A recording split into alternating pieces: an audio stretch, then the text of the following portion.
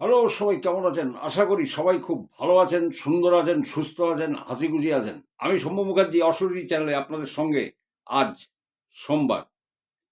আপনাদের একটা কথা বলে রাখি যে এই সোমবার তো, তারপরে কালকে মঙ্গলবার, একদিনের মধ্যে কোনো গল্প ঐরকম ২-৩ খানা বলা যায় না।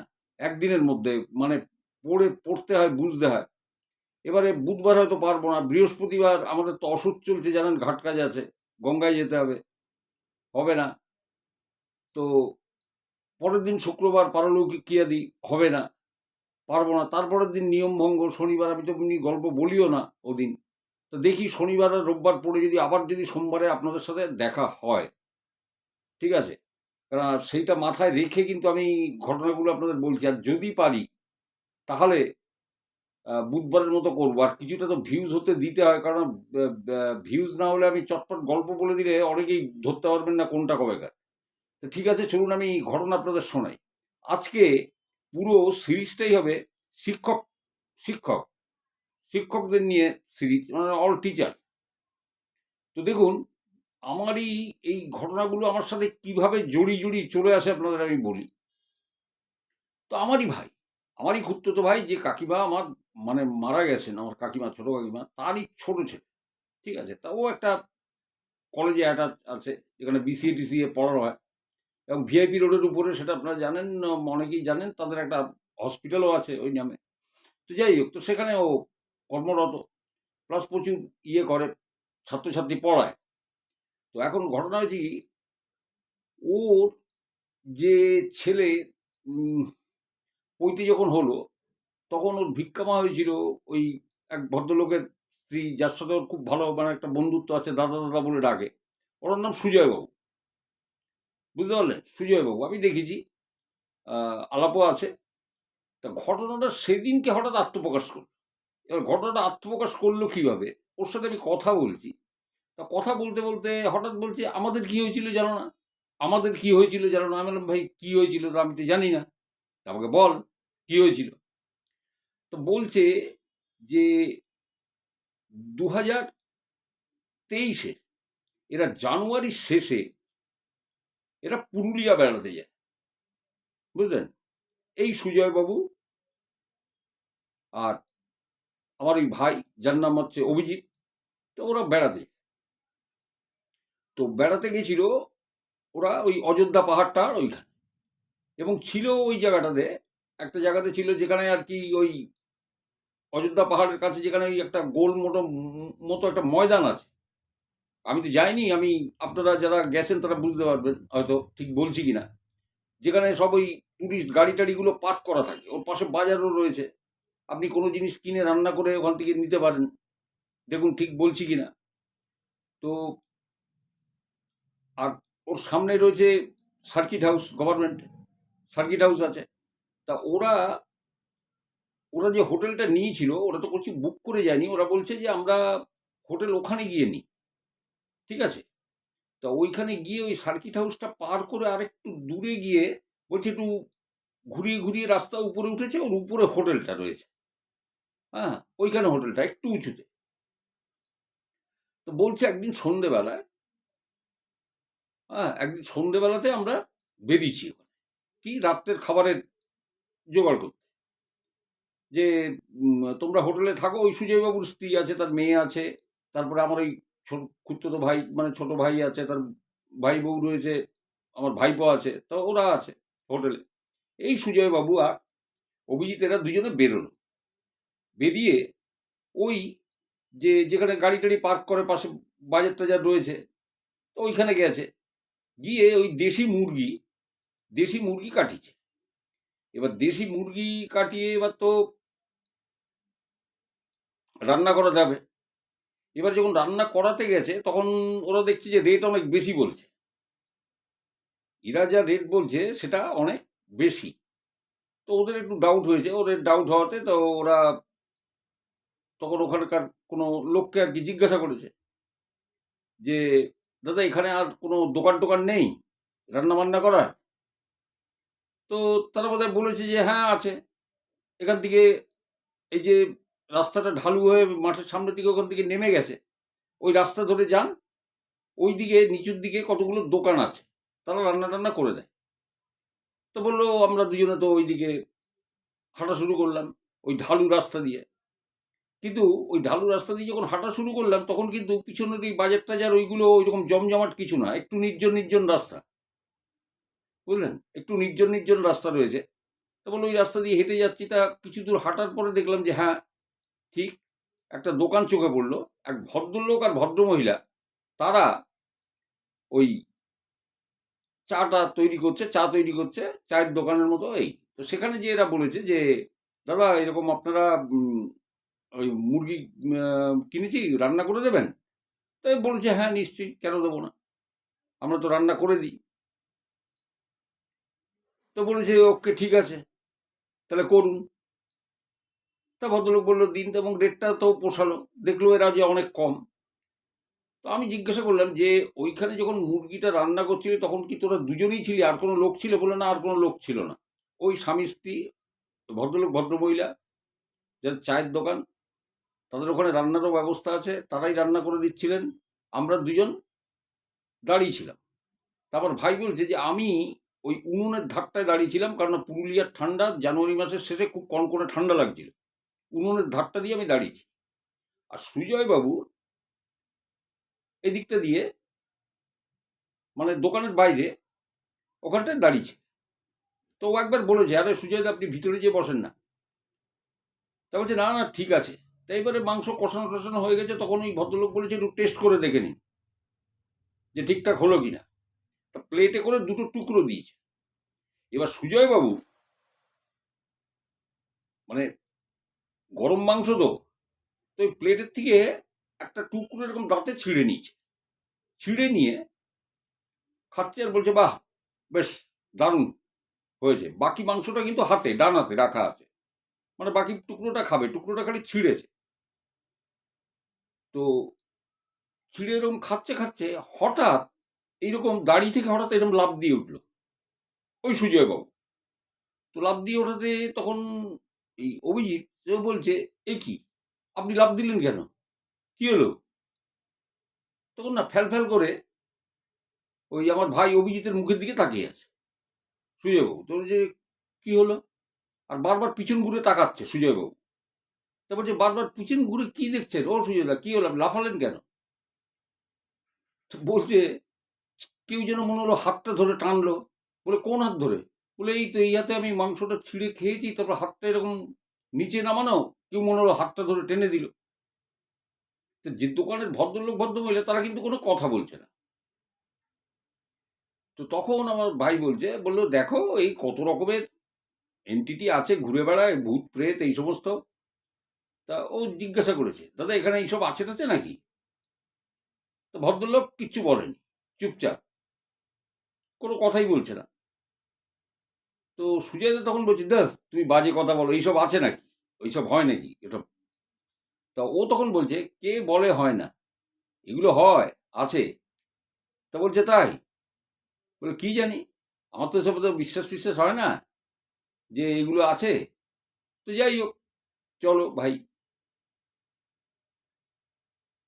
এবারে রান্না টান্না হয়ে গেছে, রান্না হয়ে যাওয়ার পরে ভদ্রলোক করেছে কি ফয়েল প্যাকিংয়ে এরকম, ফয়েলের মধ্যে দুটো ফয়েল নিচে, দুটো ফয়েলে মাংস, কেন অনেকজন আছে ওরা, দুটো ফয়েলেই মাংস এ করে ঢাকা টাকা দিয়ে ক্যারি প্যাকে এরকম দিয়েছে। দিয়ে করেছে কি ওই মাংসের চারপাশ থেকে, ওই ক্যারি প্যাকের চারপাশ থেকে এরকম নুন পাশ থেকে এরকম দিয়ে দিচ্ছে বেশি করে করে নুন, দুটো প্যাকেটে। তো তখন আমার ভাই জিজ্ঞেস করেছে যে আপনি নুন দিচ্ছেন কেন, এত নুন কি হবে? তো ভদ্রলোক গিট বাঁধতে বাঁধতে ওই প্যাকিংয়ের, তো বললে নিয়ে যান, একদম সোজা হোটেলে চলে যাবেন, ডান দিক বাঁ দিক পিছন দিক কোনো দিক তাকাবেন না, কেউ যদি ডাকে পিছনে তাকাবেন না, ডান দিকেও তাকাবেন না, বাঁ দিকেও তাকাবেন না, সোজা হেঁটে যাবেন। আমার ভাই তখন মুখের দিকে তাকিয়ে রয়েছে ভদ্রলোকের।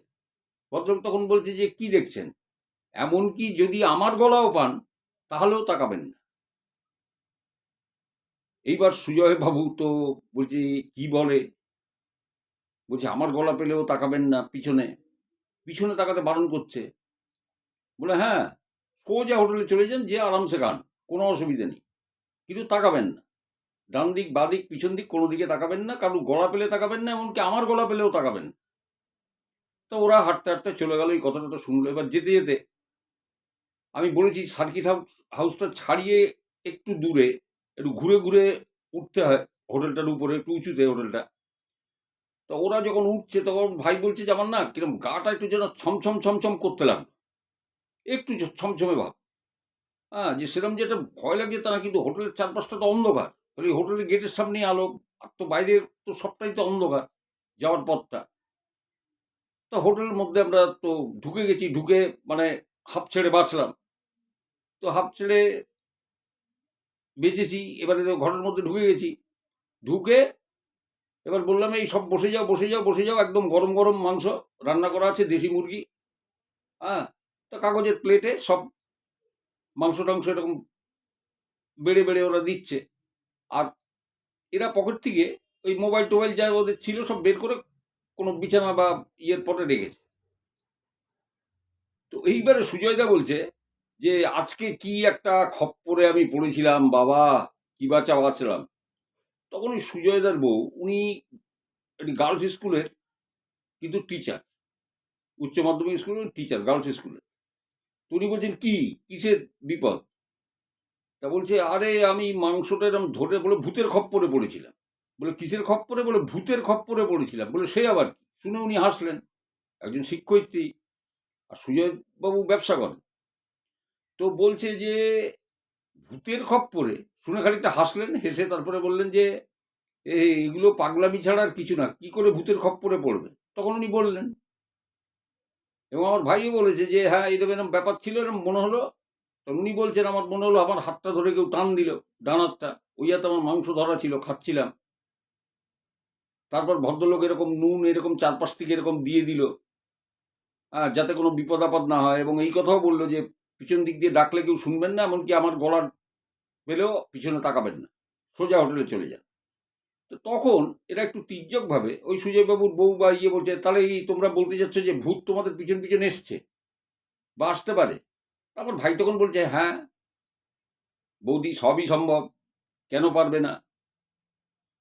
হ্যাঁ, এই সমস্ত জিনিসগুলো খুব খারাপ জিনিস। তা ভদ্রলোক তো এই বললো, বলে তাহলে ভূত যদি তোমাদের পিছন পিছন এসেই থাকে, তাহলে তোমরা আবার এইসব দেখেছো বলেছো হাত ধরে টান দিয়েছে, তাহলে তার প্রমাণ কি করে পাবো? প্রমাণটা কি করে পাবো? তো তখন আমার ভাই বলছে যে দেখুন বৌদি, প্রমাণ তো অনেক কিছুর উপরে হতে পারে, অনেক কিছুর উপরে হতে পারে। যেমন ধরুন, এখনই যদি ঢপ করে লোডশেডিং হয়ে যায়, কথাটা মুখ থেকেও শেষ করতে পারেনি, ঢাপাস করে লোডশেডিং হয়ে গেল। আর যাহাতক লোডশেডিংটা হয়েছে, ওই ভদ্রমহিলা, আমার ভাই বউ সব চিৎকার করে উঠেছে ভয়ে। দেখুন, মুখ থেকে কথাটা সরল না, দেনান দেন লোডশেডিং হয়ে গেল। এবং আপনার জানেন, ওরা তখন না বলছে, আমরা তখন হাত টাটছি যে মোবাইলগুলো কোথায় রাখলাম, যে মোবাইলের টর্চটা জ্বালবো সেটাও পাচ্ছি না। জেনারেটার ছিল, এবার জেনারেটার আসতে তো ভাই 2-3 মিনিট টাইম লাগে রে ভাই, তো কি করবে? এরপরে যখন জেনারেটার এসছে, সব মুখ না কাচুমাচু করে বসে আছে। তা আমার ভাই আমাকে বলছে যে আমার ভাইপো মুখে মাংসের টুকরোটা নিয়ে বসে আছে, চিবোয়নি, চিবোই পর্যন্ত নি। এবং তখন ওনারা বলছেন যে এই মাংস আমরা খাবো না। ওই সুজয়বাবুর বউ বা আমার ভাই বউ, তারা বলছে এই মাংস আমরা খাবো না, খেতে ডিনাই করছে। কারণ তারাও একটা কিছু বুঝতে পারলো। তাহলে ওই কথাটা বলার সঙ্গে সঙ্গে যে কীভাবে প্রমাণ পাবো, তখন বললো অনেক কিছুভাবে প্রমাণ হতে পারে। ফট করে এখন দেখলেন আপনি লোডশেডিং হয়ে গেল। কথাটা বলতে না বলতেই লোডশেডিং কী করে হবে? দেখুন, অনেক সময় কি হয় কি জানেন তো, মানে কোইন্সিডেন্ট। আপনি আপনার কোনো বন্ধু টন্ধুকে নিয়ে কথা বলছেন কারোর সাথে, দেখলেন যে সেই বন্ধু রাস্তা দিয়ে আসছে, তারপরে, আরে ভাই তুই অনেকদিন বাঁচবি, এই মাত্রই তোর কথা হচ্ছিল, কোইন্সিডেন্ট। তা আমি ধরে নিলাম ওর এই কথাটার সঙ্গে এটা মিলে গেছে। ও বলেছে এখন যদি হট করে আলোটা চলে যায়, সঙ্গে সঙ্গে আলোটা চলে গেল, তো ধরুন ওটা কোইন্সিডেন্ট। কিন্তু ওই দোকানের ভদ্রলোক ওই মাংসের চারপাশ থেকে, প্যাকিং করার পরে প্যাকিংয়ের চারপাশ থেকে নুন দিয়ে দিলেন কেন? আর কেনই বা এই কথা বললেন যে মাংস নিয়ে সোজা, রান্না করা মাংস নিয়ে সোজা হোটেলে চলে যাবেন, ডাইনে বায়ে তাকাবেন না, কোনো পিছন দিক দিয়ে কেউ ডাকলে তাকাবেন না, এমনকি আমার গলা পেলেও তাকাবেন না। বোঝা গেল? তো চলুন, এটা তো পুরুলিয়ার গল্প ছিল, অযোধ্যা পাহাড়ে ওরা ট্যুরে গেছিল, তো ঘটনাটা আমার সামনে এসছে। আসলে এগুলো কি হয় জানেন তো, আলোচনা করতে করতে খোঁচাতে খোঁচাতে এগুলো আমি মানে চেষ্টা করি, যতটা পারি বের করবার চেষ্টা করি। ওই জন্য আপনাদের এখানে তো বারবার আমি রিকোয়েস্ট করি যে আপনারা ঘটনা পাঠান। হুম, যে যেটা জানেন বা জানা আছে, অথবা নিজে ভুক্তভোগী, কোনো ইয়ে করবেন না। ঠিক আছে? একটু আলোর ডিস্টার্ব হচ্ছে আমি বুঝতে পারছি, কারণ আমি তো দিনের বেলায় করতে পারছি না এগুলো। আমাকে রাতে বসে করতে হচ্ছে।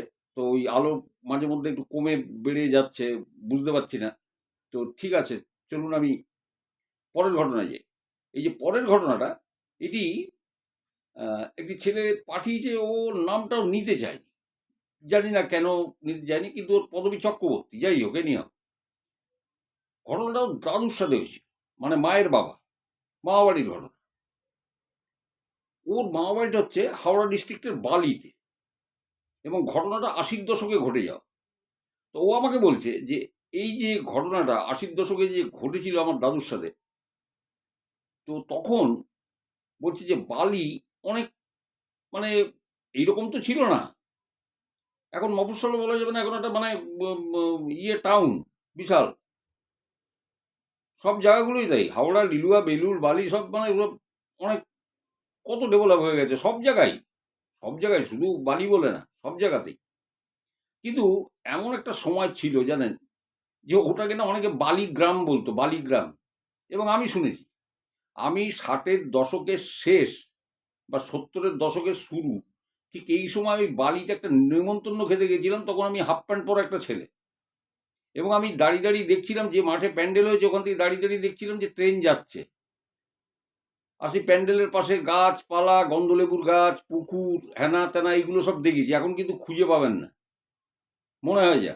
যদিও আমি বালি ফালিতে নামিনি, যাইনি, অনেক বছর আগে গেছিলাম।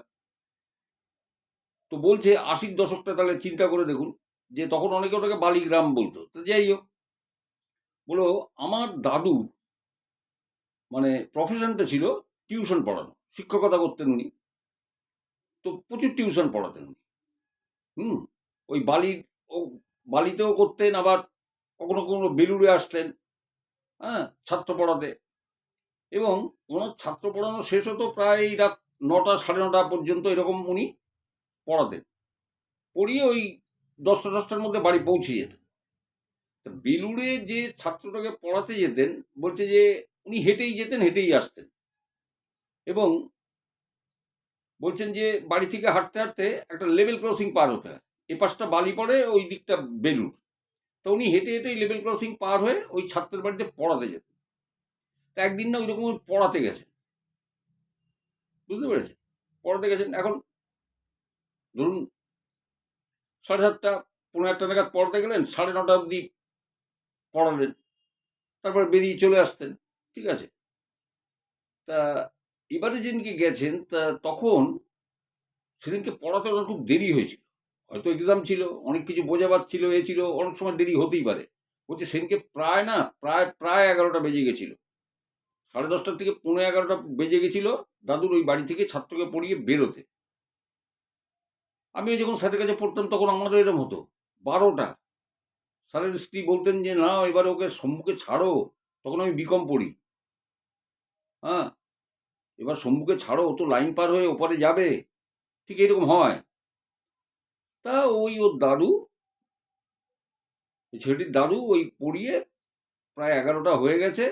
উনি আসছেন হাঁটতে, হাঁটতে। হেঁটে, হেঁটে এবার তো ওই লেভেল ক্রসিং পার হয়ে উনি বাড়ির দিকে ঢুকছেন। তো ঢুকতে, ঢুকতে ওই লেভেল ক্রসিংটা পার হয়ে কিছুটা এগোলে একটা বড় একটা পুষ্করিণী পড়ে, একটা বিরাট বড় পুকুর। ঠিক আছে? এই পুকুরের চারপাশে নির্জন, মানে বাড়িঘর দুয়ারও খুব ফাঁকা ফাঁকা জায়গায়, রাস্তায় একটা কুকুর নেই। ৮০ দশকের কথা বলছি আমি, এটা ২০২৫ পড়ে গেল। তো যাই হোক, তো আশ্চর্য, তখন ওই বড় পুকুরটার সামনে দেখছেন যে একটা সাদা কাপড় পরে কোন এক মহিলা, তিনি বাসন মাজছেন। সাদা কাপড়, সাধারণত দেখতে পাচ্ছেন বসে বাসন মাজছে। উনি না একটু চমকে গেলেন, উনি বললেন, "কি রে বাবা, 11টার উপরে বাজে, এখন এই পুকুরে বাসন মাজে কে? এবং বাসনটা যে মাজছে না, তার পরিষ্কার একটা আওয়াজ আসছে।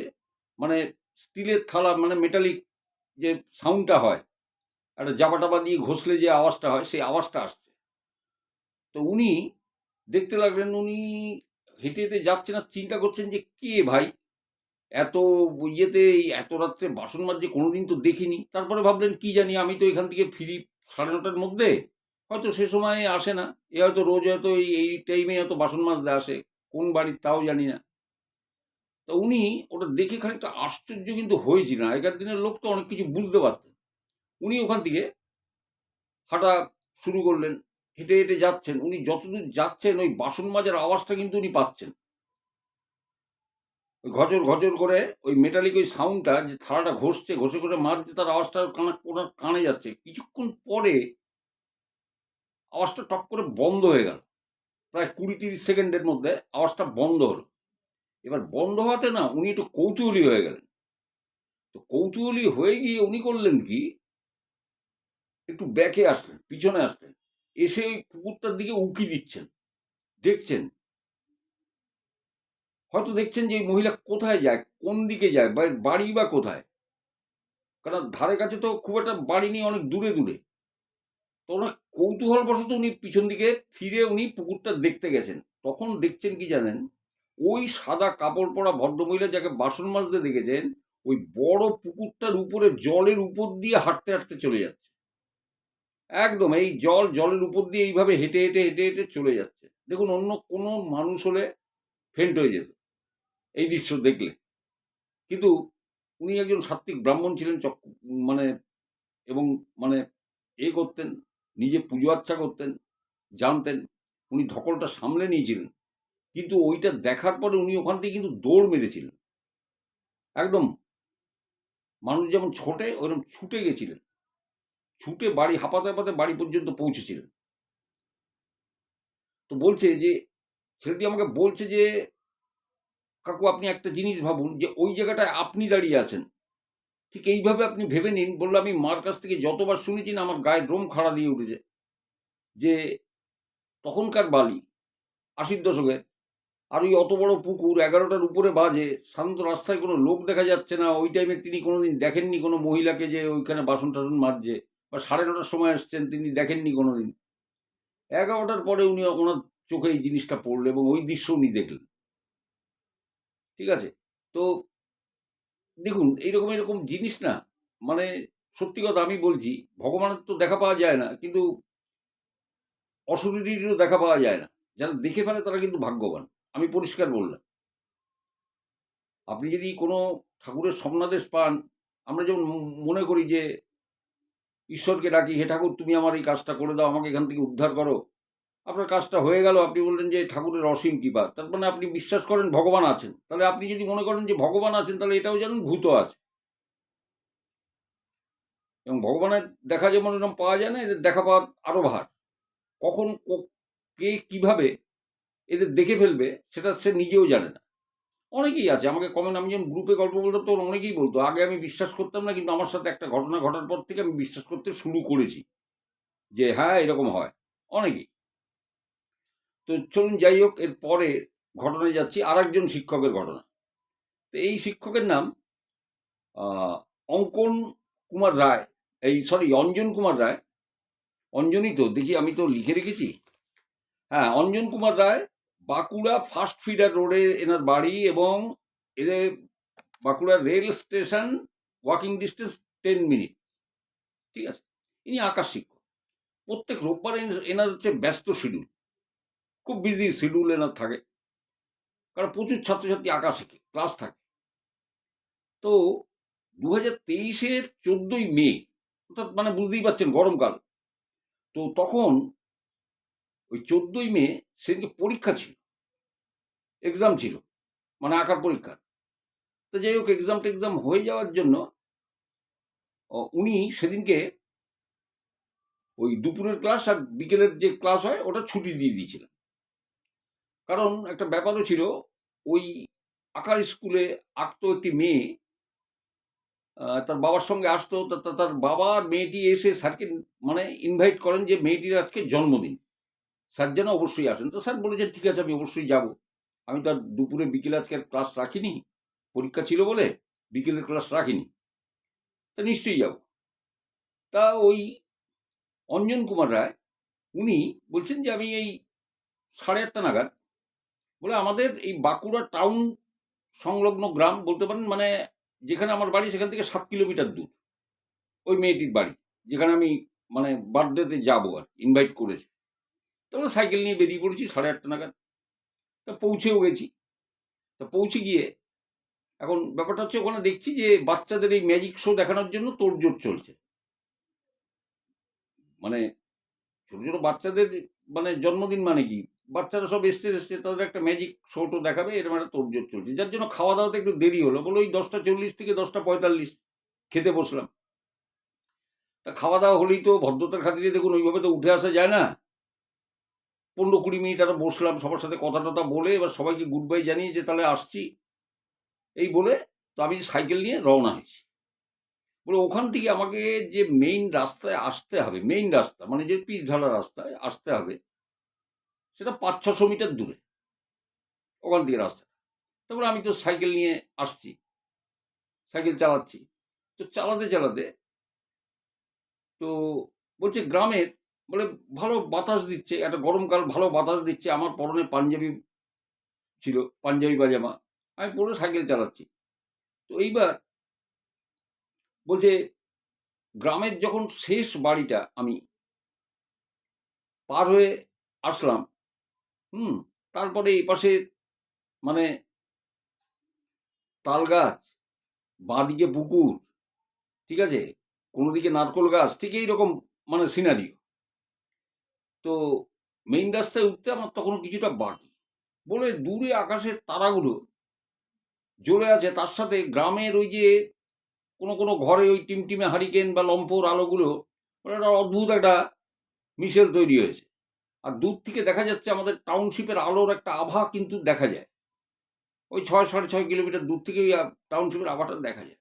তারপর আমি তো কোনো পাকা রাস্তায় উঠিনি, প্রায় উঠবো কাছাকাছি এসে গেছি। বলছে হঠাৎ যে ওই যে তাল গাছ, এপাশে পুকুর, এপাশে ধুধু প্রান্তর, তো ওখান দিয়ে যখন যাচ্ছি তখন দেখছি যে রাস্তার বাম দিকে কি যেন একজন বসে আছে।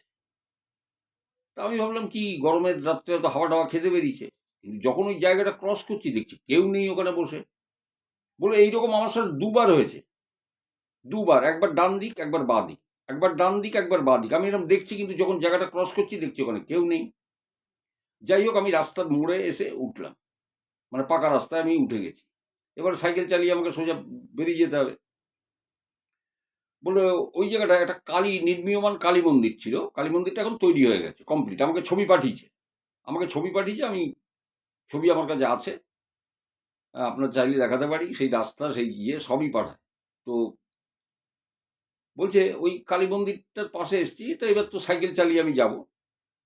বলে সাইকেল চালিয়ে যাচ্ছি যাচ্ছি যাচ্ছি, তো বাম দিকে কাশবন, মানে সেগুলো শুকিয়ে গেছে, কাশবন, কাশের ওই লম্বা লম্বা লম্বা লম্বা ওই ইয়েগুলো হয়ে আছে, হ্যাঁ, মোড়ে মোড়ে এসছে এগুলো লম্বা লম্বা।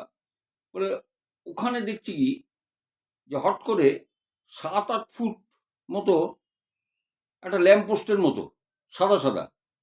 তা ওখানে তো কোনো ল্যাম্পপোস্ট নেই, আমি তো জানি ওই ফাঁকা মাঠের মধ্যে ওখানে তো ল্যাম্পপোস্ট কোথায়, রাস্তাই নেই, তার ওখানে ল্যাম্পপোস্ট কোথা থেকে আসবে। তো আমি ভাবলাম যে কোনো কাপড় টাপড় উড়ে এসে ওই কাশফুল গাছের, ওই কাশ গাছের উপরে পড়েছে, বুঝতে পেরেছেন তো, এইরকম আমার একটা ডাউট হচ্ছিল। কিন্তু একটা জিনিস লক্ষ্য করছি যে আমি সাইকেল চালাতে চালাতে যে ওই হাওয়াতে কাশের গাছগুলো নড়ছে, কিন্তু ওই সাদা জিনিসটা কিন্তু নড়ছে না। ওই যে 7-8 ফুট মানে সাদা যে জিনিসটা আছে খাম্বার মতো লাগছে, ওটা কিন্তু নড়ছে না। তো যাই হোক আমি আর একটু সাইকেল চালিয়ে এগিয়ে গেছি, এবার পিছন ঘুরে দেখছি ওই জিনিসটা আর নেই, ওই সাদা খাম্বা মতো ওই জিনিসটা নেই, বেমালুম নেই। বলে আমি আবার ওই চালাতে থাকলাম সাইকেল, চালাচ্ছি। তো চালাতে চালাতে হঠাৎ আমার মনে হলো যে সাইকেলের চাকার হাওয়াটা কমে গেছে, সাইকেলের চাকার হাওয়াটা কমে গেছে। তা আমি একটু সাইকেলটা চালাতে চালাতে এরকম সাইকেলটাকে একটু ঝাঁকুনি দিলাম। তো দেখলাম যে হ্যাঁ, হাওয়া কমেছে। বলছে এইবারে আমি প্যাডেল করছি তো আমার পিছন দিকটা আমি তাকাবো, আমি পিছনের চাকার দিকে মাথা নিচু করে আমার দু ঠ্যাঙের ফাঁক দিয়ে আমি পিছনের চাকাটা দেখবার চেষ্টা করছি। এবার যখন আমি পিছনের চাকাটা দেখবার চেষ্টা করছি তখন দেখলাম আমার সাইকেলের ক্যারিয়ারে কোনো একজন মহিলা বসে আছে, হলদেটে বা সাদা টাইপের, কেমন হলদেটে সাদা হলদেটে সাদা কেমন একটা শাড়ি পরা, আমি মানে অন্ধকারের মধ্যে যা দেখলাম ওই রকম বসে আছে পা ঝুলিয়ে, রীতিমতো মেয়েরা যেরকম বসে। বলল ওই ব্ল্যাঙ্ক হয়ে যাওয়া ব্যাপারটা আমি কি, আমি তখন আমি বুঝতে পেরে গেছি জানেন। আমি মেইন রোডে ওঠার আগে যখন গ্রামের শেষ বাড়িটা পার করেছি আমি কানে হেডফোনটা দিয়ে আমি মোবাইলে গান শুনতে শুনতে আসছিলাম, কিন্তু যখন আমি ওটা দেখলাম যে আমার পিছনের ওইখানে কেউ বসে আছে, পিছনের চাকাটা চেক করতে গিয়ে চালাতে চালাতে দেখছি যে ওখানে কেউ বসে আছে, এবং তখন আমার ভারী লাগতে লাগলো ইয়েটা, এবং আমার কোনো সেন্সই কাজ করছে না, এবং কি যে আমি হেডফোনটা লাগিয়ে গান শুনছিলাম সেসব আমার কিছু মানে সেন্সই নেই, আমি মনে হচ্ছে আমি কিছু শুনিই নি, কোথায় গান হচ্ছে কোথায় কি হচ্ছে আমার কিছু মাইন্ডেই নেই। তো বলছে ব্ল্যাঙ্ক হয়ে যাবে, মানে যখন আমার হুঁশটা ফিরেছে তখন আমি জোরে জোরে আমার নিঃশ্বাস পড়ছে, আমি চিন্তা করলাম যে সাইকেল আমি চালিয়ে নিয়ে যাবই, সাইকেল আমি চালিয়ে নিয়ে যাবই। বলছে আমি সাইকেল টানছি, আমি সাইকেল টানছি, ওখান থেকে যেখানে আমি মানে এইরকম হয়েছে ওখান থেকে 200 মিটার দূরে একটা কুষ্ঠ হাসপাতাল আছে, লেপ্রোসি একটা হসপিটাল আছে, কুষ্ঠ হাসপাতাল। বলছে বললে বিশ্বাস করবেন না, আমার ঠিক মাইন্ডে ঠিক এই জিনিসটা আসছে যে তাকে বোধহয়, যে আমার পিছনে বসে আছে আমি বোধহয় তাকে ওখানে নিয়ে যাচ্ছি বহন করে ওই হসপিটালে। এবং আমাকে বলছে যে আপনি বললে বিশ্বাস করবেন না, যখন ওই হসপিটালটার পাঁচিলের সামনে আমি পৌঁছেছি, আমার বিপরীত দিকে একটা বাড়ি থেকে একটা উজ্জ্বল আলো আমার দিকে এসে পড়েছে, সেই আলোতে আমি ওই পাঁচিলের গায়ে আমার সাইকেলের ছায়া পড়েছে, আমি সাইকেলের ছায়াটা দেখতে পাচ্ছি, আমাকে দেখতে পাচ্ছি, ওই ছায়াতে আমার পিছনে যে বসে আছে তাকেও দেখা যাচ্ছে, আমার যে পিছনে কেউ বসে আছে, ঠিক আছে, আমার পিছনে কেউ বসে আছে সেটাও আমি দেখতে পাচ্ছি। তো আমি তো সাইকেল চালাতে শুরু করেছি, এইবারে সামনে ঢাল রাস্তা আসছে, ঢালু, ওখানে আর প্যাডেল করতে হয় না, ফলে পিছনের ভার আমি আর বুঝতে পারিনি, গড়গড়িয়ে সাইকেল তো একটু নিচে নামছে। বলে ওইখানে নামার পর আর কিছুটা গেলে পরে একটা 3 মাথার মোড় পড়ে, ওখানে উঁচু বাতিস্তম্ভ আছে, উঁচু বাতিস্তম্ভ আছে 3 মাথার মোড়।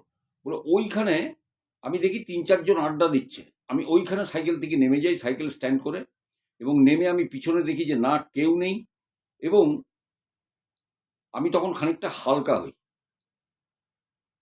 তারপর ওখান থেকে আমি আবার সাইকেলটা চালাই, চালিয়ে বাড়িতে আসি, এবং বিশ্বাস করবেন না সেদিনকে আমি যে পাঞ্জাবি পাজামা পরে গেছিলাম আমি ওই পরে শুয়ে পড়ি, এবং সারা রাত আমি ছটফট করেছি, আমার এক ফোঁটা ঘুম হয়নি। সকালের দিকে মনে হয় আমার জ্বর এসেছিল, গা অত্যন্ত গরম হয়ে গেছিল। এবার ঘুম থেকে যখন উঠেছি তখন 1টা বাজে, আমার ভাই বললো, আমার বাবা মা বাড়িতে ছিল না, জ্যাঠতো ভাই ছিল, সে ভাই আর আমাকে ডাকেনি, জানে দাদার আজকে বোধহয় মানে সবার তো রোববারে অফ থাকে, অফ ডে, বলতে আমার তো রোববারে মানে বিশাল চাপ, আঁকার ক্লাস থাকে, আমার সোমবার দিনটা বরঞ্চ ফাঁকা থাকে, যদি এক্সট্রা ক্লাস থাকে তাহলে আমার যেতে হয়। কিন্তু বলছে যেদিন আমার, যে রোববারে আমার সাথে এই ঘটনাটা ঘটেছে, তার পরের দিন সোমবার আমার 2টো এক্সট্রা ক্লাস ছিল, আমি আর যাইনি, যেতে পারিনি। এবার ভাইও ভেবেছে, জ্যাঠতো ভাইও ভেবেছে যে দাদার বোধহয় আজকে আর মানে ক্লাস নেই, ওই জন্য ঘুমাচ্ছে, ও আমাকে ডাকেনি। বললো 7-8 দিন আমার শরীর ওই রকম ভারী জানেন তো, আর কেমন একটা অস্বস্তি। বলছে আমার ভাইকেও আমি এই ঘটনাটা এখনো কিন্তু বলিনি, মানে বলেছেন এখনো আমি বলিনি। বলে এর পরে আমার এক বন্ধুর বাড়িতে গিয়ে সন্ন্যাসীর, কোনো এক সন্ন্যাসীর পুজো করার জল, সেইটা আমি মাথায় দিই, কারোর কথা মতো নিশ্চয়ই মাথায় দিয়েছিলেন, হয়তো বন্ধুকে বলেছিলেন ঘটনাটা। তখন ওই জল মাথায় দেওয়ার পরে বললো আমার শরীর আস্তে আস্তে আস্তে আস্তে আস্তে ঠিক হয়, ওই ভারটা আমার ঘাট থেকে নেমে যায়, হ্যাঁ, এবং আমি ঠিক হয়ে যাই। এবং আপনাকে আমি বলি যে 2023 এটা হয়েছিল 14ই মে, 2024-এর 14ই মে আমি আবার ওই মেয়েটির বাড়িতে গেছিলাম জন্মদিন,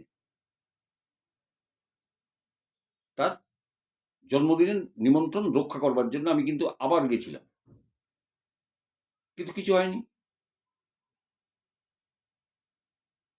কিচ্ছু হয়নি। তো তাহলে বুঝতেই পারছেন যে এই ধরনের ঘটনাগুলো, মানে যার সত্যি কথা, আমি আমি নিজে বলছি, আমি এত 10 বছরের উপরে হয়ে গেল আমি ঘটনা বলি, যারা এটা পায় না, দেখতে পায় না, বা যারা এর সংস্পর্শে আছে, আমি বলবো যে দে আর লাকি না, খুব লাকি। এদের সচরাচর দেখা যায় না, মহাশ্মশানে বসে থাকলেও দেখা পাওয়া যাবে না। কিন্তু কোন দিন কোথায় ভর দুপুরবেলা আপনি বেকুব বনে যাবেন আপনি নিজেই জানেন, এরকমও আছে। তাই ঘটনা কেমন লাগলো আমাকে জানাবেন। আপনারা আপনাদের ঘটনা আমাকে অবশ্যই পাঠাতে পারেন। সেক্ষেত্রে আমাকে ঘটনা পাঠাবার ঠিকানা হলো আমার হোয়াটসঅ্যাপ নম্বর, যেখানে আমার ডেসক্রিপশন বক্স আছে, যেখানে লেখা আছে মা, ঠাকুমা, দাদু আর সব অতীত। ওই জায়গাটা একটু প্রেস করুন, দেখুন ডেসক্রিপশনটা আপনার সামনে আসবে, ওর নিচে আমার হোয়াটসঅ্যাপ নম্বর আছে, সে একটা হাই লিখুন। আমি ঠিক দেখে নেব। আধ ঘন্টা 1 ঘন্টা পরে হলেও আমি দেখবো, আপনাকে রিপ্লাই দেবো। কিভাবে পাঠাতে হবে লিখে বা অডিও করে, আপনার যেটা খুশি আপনি পাঠাতে পারেন। হুম। তাই এই ধরনের ঘটনা যত বলবেন তত দেখবেন না মানসিক, মানে মনটা অনেকটা হালকা হয়ে যাবে। হয়তো আপনি চেপে রেখেছেন, আপনি বলতে পারছেন না, কাউকে কোনোদিন বলেননি, ভাবছেন যে লোকে হাসবে, বিশ্বাস করবে না, পাগল বলবে। বলুক, দেখবেন আপনি অনেক হালকা হয়ে গেছেন। এখনো অনেকেই এসছেন, তারা গল্প পাঠাচ্ছেন, আমি সবারটাই বলবো, আরও ঘটনা এসে বসে আছে, আরও অনেকে পাঠাচ্ছেন। আমি সময় করে ঠিক আপনাদের সবকটাই শোনাবো। মানে আমি যখন এখানে গল্প বলা যখন আমি শুরু করেছি, তখন এগুলো গল্প না, এগুলো ঘটনা, যেটা ঘটেছে আমি সেটাই বলি। হ্যাঁ, মানে ফালতু জিনিস আমি একদম বলি না, যেগুলো খুব, মানে আমার খুব কনফিউশন থাকে যে না, এরকম হয় না বা হতে পারে না, তখন আমি, মানে আমি বলি না সেগুলো। তো যাই হোক, সবাই খুব ভালো থাকুন, সুস্থ থাকুন, চ্যানেলটা সাবস্ক্রাইব করে পাশে থাকুন। আর বেল আইকনটা প্রেস করে দেবেন, কারণ তাহলে নোটিফিকেশনটা আপনি পাবেন সোম, বুধ বা শুক্র। দেখবেন আপনার কাছে নোটিফিকেশন গেছে। এবার দেখুন, যদি শুনে ভালো লাগে তো শুনবেন ঘটনা। এইটুকু আশা করি। তবে আমি আবারও বলি, সেদিনও বলেছি যে আমি একদম জমি থেকে তুলে আনি এই সমস্ত ঘটনাগুলো। মানুষের সাথে কথা বলি। অনেকে আমার হোয়াটসঅ্যাপে আসেন, বলেন যে আমি কিছু বলতে চাই আপনাকে। কেউ বলেন নাম নেবেন, অনায়াসে নিতে পারেন। কেউ বলেন যে নেবে না। তার নিশ্চয়ই কোনো অসুবিধা থাকতে পারে, যেহেতু ইউটিউব।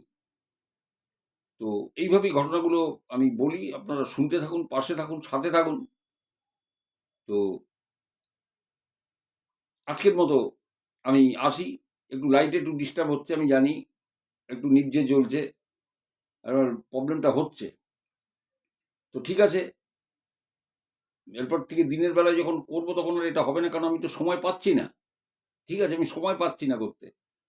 দিনের বেলাটা ব্যস্ত থাকতে হচ্ছে। এই কাকিমা মারা যাওয়াতে একটু ব্যস্ত থাকতে হচ্ছে। তা যাই হোক, সাথে থাকবেন। সবাই খুব ভালো থাকুন। নমস্কার সবাইকে। আবার দেখা হবে।